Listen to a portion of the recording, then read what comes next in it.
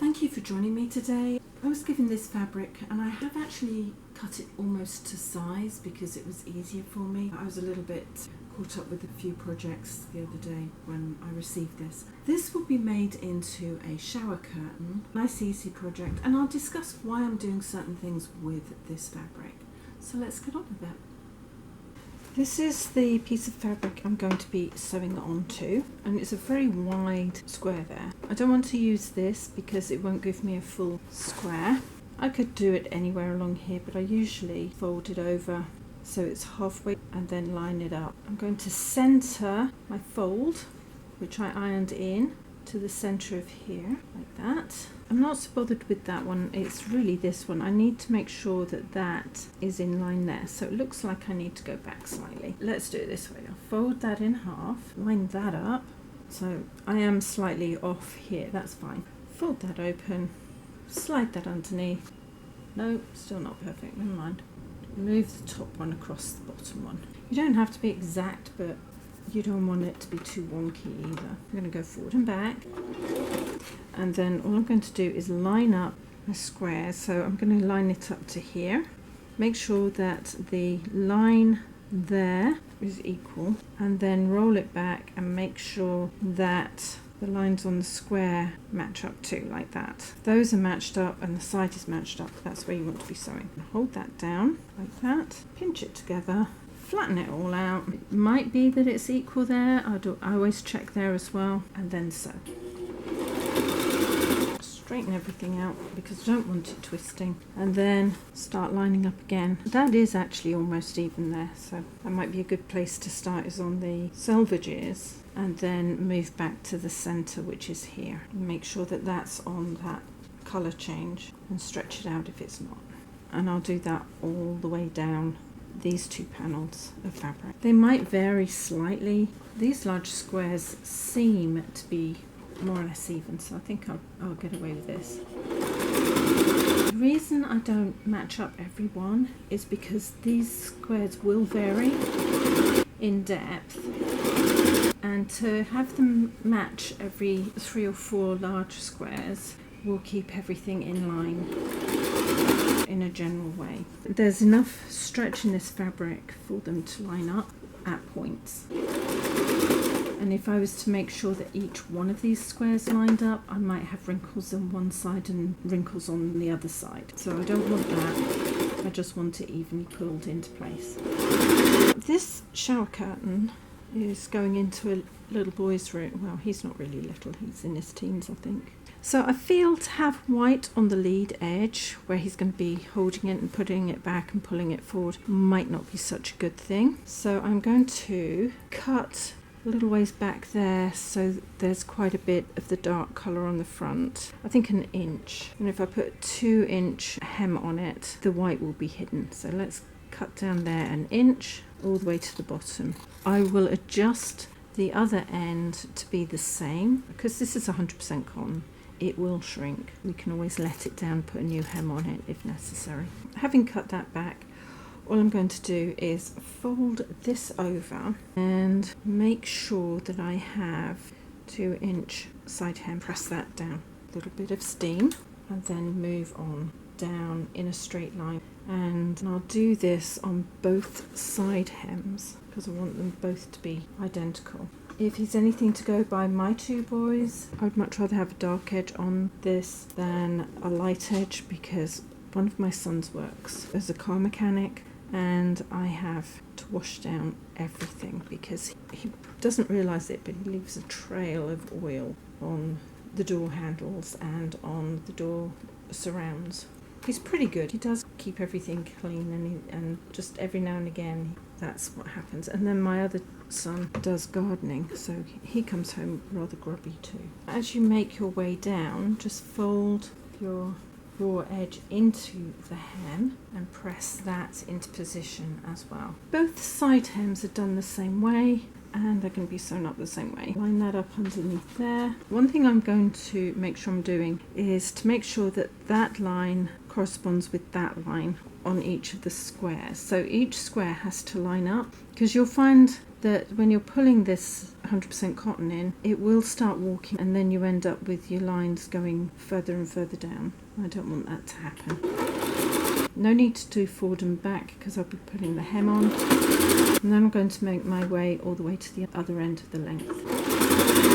My friend wanted these to be 72 wide, so I'm going to pop that on there. 2 widths of the yardstick will give me 72. I have looked to see how wide mine are. Now that takes me to 72, but I'm actually going to take it a little bit wider. I'm going to do as I did on the other side and cut that an inch out so I have a dark edge there. Pop that there and run the edge of the ruler along the line and cut it back.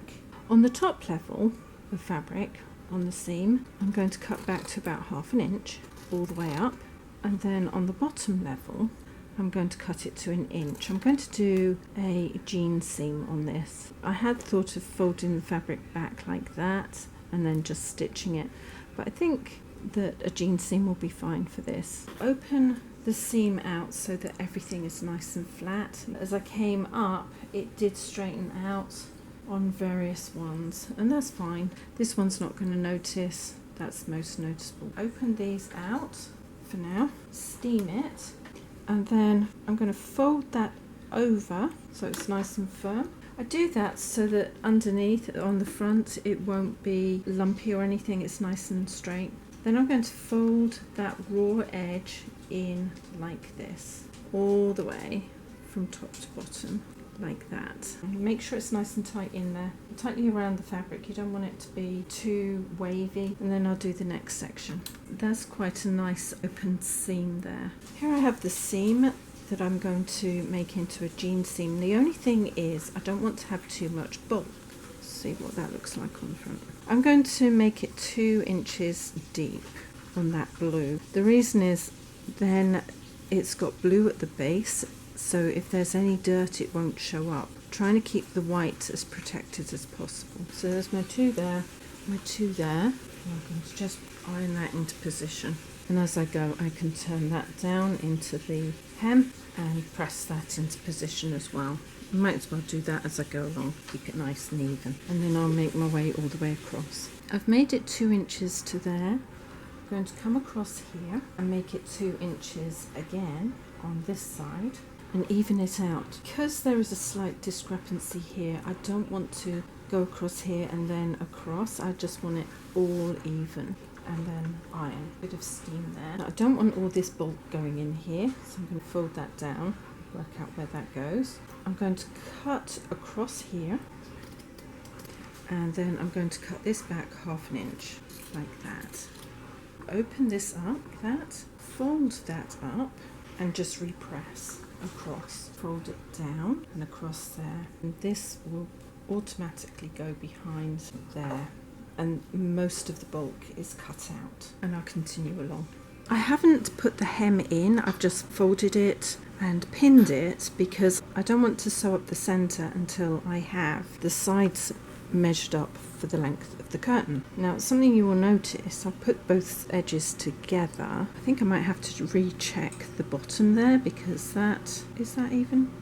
Yeah, that's weird. That is even, but when I hold it that way, it's not. So as it goes up, the squares might vary a little bit. Now it won't notice at the bottom because it's going to look as if it's all even across there. So if I line that one up, you can see there's differences in the width. So I'm not going to bother. So having established it doesn't matter what I do, but I'm still going to measure it up for now. Here's my 20. I'm going to make that 20 across here for now. So I'm going to pop this here where the pin is, remove the pin and put it further up at the 20. So now I've got 40 inches. And I'll do the same on this side. Put the end here on that pin and move it up to the 20 inches.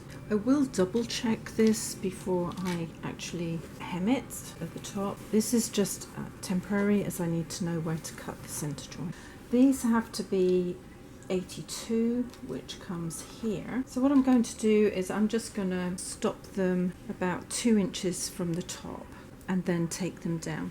The reason I'm not going to worry too much is I'm going to be putting a separate band on the back in case I have to put buttonholes or grommets, whichever I've decided to put on, in here, and I don't want to have too much bulk if it's one or the other going through the joint. This I am going to slide under there because I want it to look as if it's been sewn over all the way down, and it will hold it in place.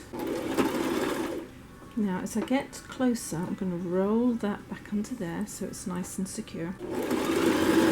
You could leave this open. Because I cut it back, there wasn't a selvage there, so I prefer to sew these raw seams inside so it looks nice and tidy. And I'm just going to make my way up. I will try to keep the squares in line. As we've already seen, they do kind of move around a bit, so I'll have to do what I can. I have pulled the fabric into shape just to keep these squares as close as possible, but as you've already seen, they do vary from row to row. Just make sure that's a little bit tight and work your way up. It's a little bit time consuming, but I think it looks neater. I'm coming into the top and I'm going to pop that in there and that open there. And sew all the way to the top. When I put the band on the back, it looks like it goes all the way up, although it doesn't. And the same here at the bottom, when that's all folded up, it looks like it does something it doesn't. I've lined up the hem and I'm going to come up the side here and across and down the other side. And my dog is just being silly. I've got the hem edge running along the side of my foot here. Go back and then forward to the top. Keep everything in line. Move it in by hand if you think you need to. I'm going to leave it there and see where I am. Across, put the foot down. You go backwards and forwards here, but only a couple of stitches. There we go. I'm going to keep all of these lines going in the right direction so they don't walk. And this is a little bit further in from the outside of the edge, but it'll be fine. I am coming across the center here. I'm going to make sure that my seams are open. I'm going to line that up with the other side where I had pressed it, and I'm going to just go all the way across there and then to the end. Now I have adjusted it slightly, but not too much. Just a couple of stitches over, reverse to about there, I think, foot up, and then down to the base with the side of this on the side of the hem there, and reverse. Now something to remember when you're actually doing this for the real thing, I measured up along the edge here just to give me some idea. Because I've done this and I know the fabric's a little bit stretchy, I'm going to measure about an inch or so in from the outside edge. There's my 20. Same here, I'm just going to put the 20 mark in. When I've done this, I've just flattened it out. I haven't stretched it, and now I'm going to move everything down until I get to my 82 inches for the length. I'm also going to do up the center of the fabric, not where the stitching is. I'll find where the center is, which I think is like 2 squares over, and then measure up from there. So I've lined the end up there and up here, line that one up here like that, put that in, remove that, and then move it all down again, flatten it out, pop that there, move this one to 20 like that, and I'll do the same with this one. Just make sure it's really lined up. Pull those two out, move it to the end, and make sure it's 82. So here's my 82 here. If I fold that over, it's about an inch. As I go along, my 82, which is not on here, I don't want it measured there at all, is a little bit longer than an inch, and then this side again it is longer. So I'm going to go from here to here because I think that's about the same height, and then I'm going to have to look at the other side and decide how best to get that in line. It might mean that I actually have to measure up in the center here between the 2 points, so about here, just to make sure that I can get it even. In fact, I think I'll do that. I'll just measure up this one for my 82 and straighten the top out to it, I think. So I've evened everything out, move that pin for now and press it into place. Plenty of steam, and then pull it to the next pin in a straight line and steam into place. I'm going to work my way all the way along, and I'm also going to return the pins into the top of the curtain. I cut this band to 4 inches wide, and I've gone up the side of the curtain because it was the only way I could get all of the length I wanted without any joins. I'm turning over 1/2 inch at the top and then bringing the bottom up to the base there, so it doesn't actually fold over, it just meets. I'm doing that all the way down the length. The squares going up, because that's the way it should go, don't seem to be as wide as the squares going across, but that's okay. I'm going to pop that around about there so that it comes in and level with that mark there. So I'm going to top stitch it a little ways down. Actually, I'm going to cut this back. I don't want too much bulk behind there, so if I cut that back like this all the way across, I will line this up with the raw edges, which is there and down, and it gives me about 1/8 of an inch on the back side from the top. So I'm going to pin that into position going at right angles so that I don't have to worry about moving those out of the way. Now the nice thing is when I come to the front, there's already shadow. That's not going to be a problem, so I'll pin it as I go along. It's at least some of the dark colour so that when it all folds back it looks nice and tidy like that. I'll make sure it's hidden like that. I have my piece here, it's where I need it to be. I've cut the white off the end because I don't really want it there. Pop that in here, bring it back from the front edge there slightly, pop it underneath about 1/8 of an inch from the top. I'm going to go forward and back, push everything down, as I say, so it's 1/8 from the top or thereabouts. Keep the fabrics even and make my way all the way to the other side. I'm going to remove the pins before I get there so I can adjust it if necessary. So I'm coming in at the other end. I'm going to just pull that back and fold that really deep inside like that. Pull the front forward, and then I'm going to sew it in and then reverse. Go back to the beginning, straighten out that edge. If you can see where the weaving is, do that. So I'm just going to pop that underneath there, forward and back. Keep everything even and sew all the way across again. If you can see how much distance there is between the checks, if you're using check fabric, use that as your guide. When you get to the other end, forward, reverse, and trim your threads back. That's what it looks like on the front. A little bit of darkening there, but I think that's going to work. I have to put buttonholes along the top. The curtain is a little bit wider than she asked for, but I'm sure either way it's going to work. It just means that there's a little bit more space between each of the buttonholes. So I'm going to start that off at 2. Now my curtains that I took the measurements off for the buttonholes are 6 1/4. Now I know I've got a little bit wider, so I'm going to make them 6 1/2 to start off with, and I have to put 12 in. I've actually taken out 12 pins, so I know how many I have to put in, and I really can't remember how wide I made this, so it's a bit of guesstimating at the moment. As soon as I've run out of pins, I'll know that all of the buttonholes have been marked in, and then I can go through and adjust them. I'll work it out. I'm just going to do that all the way across, and the last one has to be like the first one, which is 2 inches in from the end. This is what happens when you don't mathematically work things out. I've put this at 2 inches in from the end, and I need to find 2 inches in amongst this. So I'm going to go back and put it at the 6 1/4, I think. Just work it back the other way. It's easier sometimes to do it this way. At least then you've got an idea of where everything's going. As I go back across, the gap between these will narrow slightly and eventually even out. And it might be that it's not even there, it's just slightly above there. Move my way to the other end. So I'm thinking it might actually be 6 3/8. I'll work it out in a minute. It did even out, but these last few were still a little bit generous. So I'm cutting those down to 6 3/8, and then those should even into my 6 1/4, and that's where I'm going to leave it. 6 3/8 is so close, it's not going to look that loopy. I'd much rather them be closer in size. So I'm halfway through, and one side is 1/8 wider than the other, and that's fine.